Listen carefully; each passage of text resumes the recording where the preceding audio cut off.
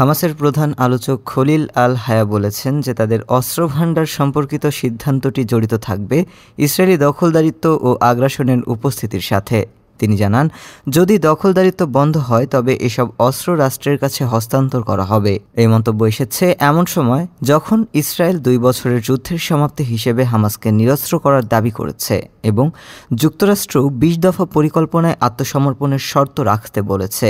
এদিকে বিভিন্ন ফিলিস্তিনি দল বলেছে যে তারা গাজার পরবর্তী প্রশাসন পরিচালনার জন্য স্বতন্ত্র টেকনোক্র্যাটদের একটি অস্থায়ী কমিটির হাতে কর্তব্য হস্তান্তর করতে সম্মত হয়েছে। ওই কমিটি আরব ব্রাদার্স ও আন্তর্জাতিক সংস্থাগুলোর সহযোগিতায় গাজার বাসিন্দাদের মৌলিক পরিষেবা ও দৈনন্দিন প্রয়োজনাদি সামলাবে। খলিল আল হায়ার বক্তব্যে স্পষ্ট নয় যে তিনি কোন রাষ্ট্রকে বা গঠিত হওয়ার সম্ভাব্য ফিলিস্তিন প্রশাসনকে উদ্দেশ্য করে বলেছেন কিনা। পরিস্থিতি ও প্রশাসনিক কাঠামো নিয়ে অনিশ্চয়তা এখনও রয়ে গেছে।